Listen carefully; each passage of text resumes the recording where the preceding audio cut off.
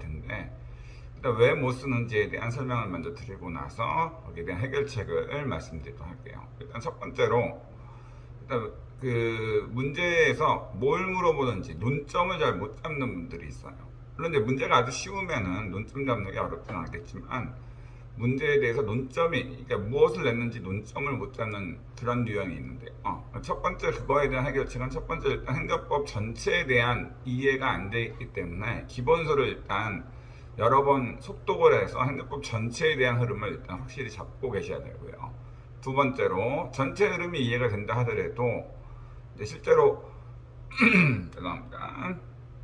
전체 흐름이 만약 이해가 됐다 하더라도 세부적인 어떤 사례 문제 쓰는 요령에 대해서 여러분들이 정확히 이해가 안 돼 있는 경우가 있으니까 그럴 때는 사례풀이 방법에 대한 어떤 강의를 들으실 필요가 있긴 해요. 그런 것들이 어느 강사든 보통 이순환 때 첫째 날이나 둘째 날 이때 강의를 하니까 그런 부분을 여러분들이 한번 들어보시면 이런 것들은 해결이 될 겁니다. 두 번째로 내가 행정법 전체에 대한 이해도 됐고 그 다음에 그 사례풀이 방법도 어느 정도 아는데 답안 작성이 잘 안 된다. 이거는 바로 사례 연습이 많이 안 돼 있기 때문에 그래요. 그러니까 실제로 이제 사례 문제를 많이 풀어보신 분들은 적응이 돼 있기 때문에 문제가 나왔을 때 대충 이게 이런 논점이니까 이렇게 쓰면 되겠구나 이렇게 나오는데 사례 문제를 전혀 풀어보지 않으신 분들은 그냥 기본서에 있는 내용은 이해되고 행정법 전체 흐름도 이해가 돼. 그러나 실제로 사례 문제가 어떤 식으로 써야 되는지에 대해서 연습이 안 돼 있다 보니까 이런 경우에는 답안지 쓰기가 쉽지가 않죠. 그런 경우에는 이거 뭐예요? 일순환 때 어느 강사든 일순환 때 나누어 드리는 그런 사례 문제 이런 것들을 반복해서 푸시는 게 중요합니다. 그러니까 실력이 되시는 분들은 여러 문제를 자유롭게 푸시는 게 좋지만 아직 올해 3월부터 만약 그 공부를 시작하셨다 이런 분들은 문제를 한 20문제나 한 30문제 정도로만 한정해서 그 문제를 반복적으로 푸시는 것이 중요합니다. 아시겠죠? 그래서 오히려 여러 문제를 많이 한 100문제를 푼다 이거는 의미가 없어요. 공부를 많이 하신 분한테는 의미가 있지만 올해 3월부터 시작하신 분들은 오히려 문제를 적게 핵심적인 문제만 딱 뽑아가지고 그것만 반복해서 보시면 이러한 어떤 사례 문제에 대해서 적응력이 해결이 될 겁니다. 그 다음에 마지막으로 이제 실제로 이제 공부도 했고 사례 문제의 적응력도 있어. 근데 실제로 시험을 봤는데 점수가 안 나와.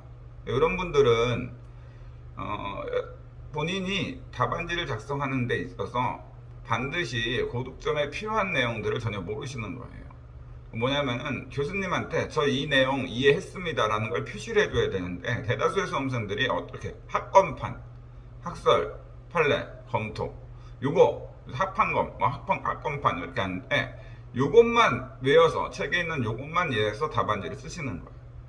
그러면은 교수님 입장에서는 이 친구 암기는 잘했다라고만 생각하실 뿐 그 부분에 대해서 정확히 이해했는가를 알 수가 없는 거죠. 그렇기 때문에 여러분들이 그 기본적으로 교수님들은 채점하시는 교수님들은 논문을 쓰신 분들이에요. 논문의 목차가 어떻게 됩니까? 서, 본, 결 이렇게 돼 있잖아요.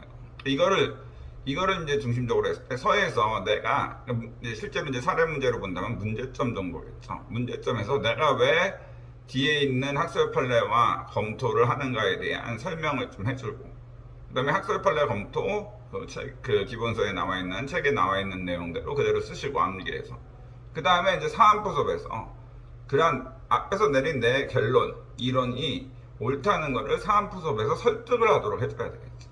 이런 설득에 대한 연습이 안 돼 있고 학설 판례 검토만 연락하게 외우고 사안푸습은 그냥 아무런 의미도 없이 해.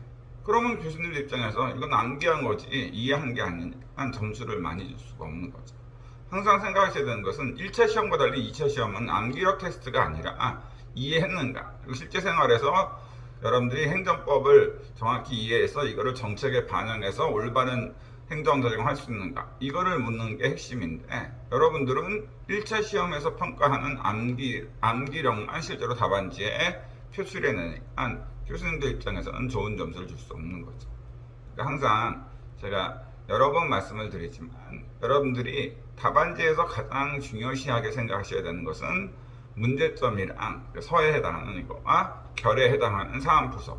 물론 본문 중요해요. 본문을 안 쓰면 학습 판례 검토 안 쓰면 당연히 점수가 잘 안 나오겠죠. 근데 의외로 그 점수를 좌지우지하는 건 학습 판례 검토. 이 부분은 누구나 잘 외우기 때문에 점수가 이 부분 잘 썼다고 크게 차이가 나지는 않습니다. 오히려 문제점이나 사안포섭에서 교수님한테 내가 이런 결론을 내려서 이렇게 사안포섭에서 하는데 이게 그 타당하다는 것을 교수님한테 설득을 해줘야 돼요. 이런 것은 그리고 여러분들이 모의고사를 많이 봐야만 이제 그런 것들 모의고사를 많이 봐서 연습을 좀 많이 하시면은 이런 실력은 늘 수 있을 거라고 보입니다. 어떤 사안포섭을 좀 설득력 있게 하는, 그리고 설득력이라는 것을 어떻게 설득력이라고 이렇게 추상적으로 표현하니까 좀 이해가 안 되실 수가 있는데, 항상 모든 행정정책은 이익형량이죠. 당연히 정책을 통해서 달성하고자 하는 이익과 침해되는 이익, 이 양자를 이제 비교 형량해서 이게 더 크다고 했을 때, 달성하는 이익이 더 크다고 했을 때 정책을 이제 집행을 하게 되는 거니까, 여러분도 답안지에서 내가 이런 결론을 내렸다, 이 결론을 내리는 데 있어서 이 결론에 의해서 달성되는 이익이 어떤 것이 있는가를 상세하게 써주고, 침해되는 이익은 어떤 것이 있는가를 또 써주고, 그래서 그걸 양자를 비교했을 때 이게 더 크기 때문에 난 이런 결론을 내렸다라고 답안지를 써주시면, 아마도 이익형량 꼭 기억하세요. 사안포섭을 할 때는 특별한 경우가 아닌 한 꼭 이익형량, 이거를 꼭 명심해 주시기 바랍니다. 감사합니다.